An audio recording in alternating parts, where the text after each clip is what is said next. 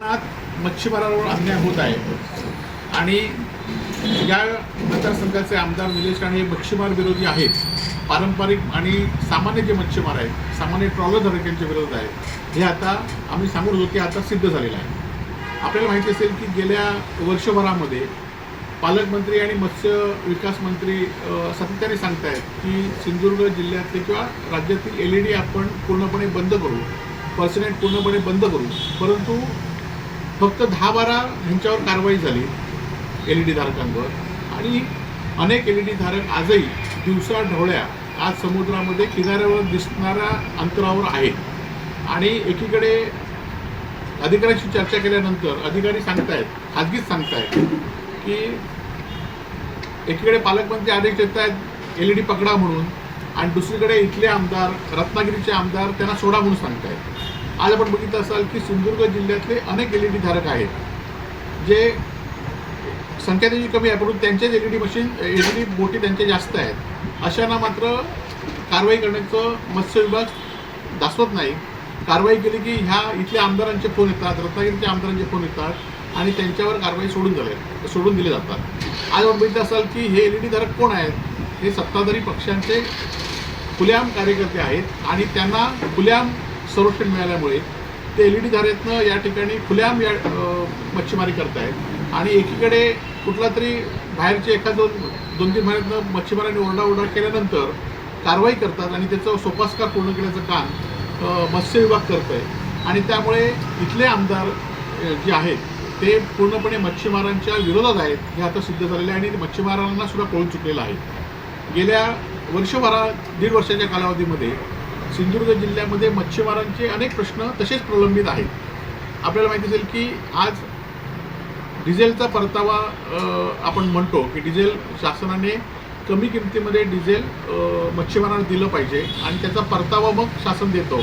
आणि ह्या वर्षी मात्र ही इंडस्ट्रीयल ह्याच्यामध्ये मच्छीमारांना आता हे सुरू झालं, डिझेलचा कोटा सुरू झालेला आहे. आणि आपल्या जिल्ह्यामध्ये जवळजवळ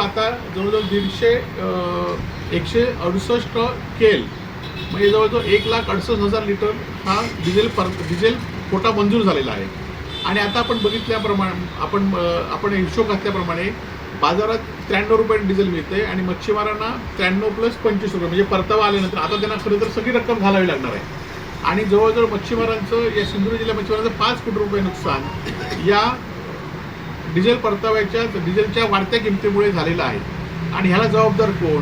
किंवा त्याचबरोबर आपण आज मत्स्य मंत्र्यांनी आजच सांगितले की परदेशामध्ये मच्छीमारांची जी एक्सपोर्ट करतो त्याला 250 टनपेक्षा जास्त एक्सपोर्ट झालं आणि महाराष्ट्र दुसऱ्या नंबरवर आलेला आहे. दुर्दैवाने या जिल्ह्यामध्ये किंवा रत्नागिरी जिल्ह्यामध्ये पारंपरिक मच्छीमारांना मच्छी मिळत नाहीत. म्हणजे आम्ही जे म्हणतो की LED धारकांनी हा समुद्र खोरबडून दिलेला आहे आणि त्यांचं हे आता कोलंबीचं उत्पन्न हे LED वाल्यांनाच जास्त प्रमाणात मिळाल्यामुळे आज पारंपरिक मच्छीमार उद्ध्वस्त झालेला आहे. आणि त्याचा आता कागदोवारी मत्स्यमंत्र्यांनी या ठिकाणी सिद्ध केलेला आहे. आणि त्यामुळे आज डिझेलच्या परताव्याबाबत असू दे, आज मच्छीमार म्हणजे ट्रॉलरधारकांमध्ये देशोधन मिळाले. आज पारंपरिक मच्छीमार आहेत ते आपण बघतोय की सातत्याने सांगितलं होतं की स्पीड बोट येणार म्हणून, स्पीड बोटीनं आम्ही पकडू म्हणून. परंतु ह्या स्पीड बोट हे मच्छीमार हे LED धारक कधी पकडले, कारण हे त्यांचेच आहेत. लाखो रुपयाचे हप्ते दर महिन्याला ह्यांना सत्ताधाऱ्यांना मिळत आहेत. हे सत्ताधारी त्यांचे कार्यकर्ते आहेत, ते खुलेआम त्यांच्यावर फिरत आहेत आणि खुलेआम कार्यक्रमात फिरल्यामुळे त्यांना बंधन कोणचं येणार आहे आणि त्यांना पकडणार कोण आहे हा खरा विषय आहे. त्यामुळे इथल्या आमदारांनी किंवा इथल्या मंत्र्यांनी, इथल्या खासदारांनी या मच्छीमारांना वाऱ्यावर सोडलेलं आहे.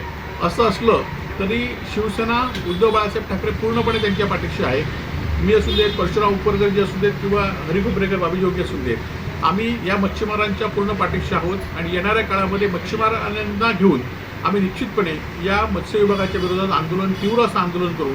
आणि या मच्छीमारांना गेल्या 10 वर्षापूर्वी जेव्हा आम्ही आलो सत्तेत तेव्हा आम्ही जसा न्याय दिला होता तसाच आम्ही विरोधी पक्षात असलो तरी सत्ताधाऱ्यांच्या या हप्तेखोरीला आम्ही निश्चित पाबंद आणू. आम्ही मच्छीमारांच्या पाठीशी आहे. मच्छीमारांनी सुद्धा आता त्यांना कळून चुकलं आहे की कोण या मच्छीमारांना, या पर्सेंट धारकांना, LED धारकांना कोण पाठिंबा देतोय. आणि आज कागदोपत्री सिद्ध झालेलं आहे की ओरबडून दिलेली आहे किनारपट्टीवरची मच्छी आणि आज मच्छीचा दुष्काळ झालेला आहे. जे जूनमध्ये 15 मे नंतर मच्छीमारी थांबवायची ती आता मार्चमध्येच थांबलेली आहे.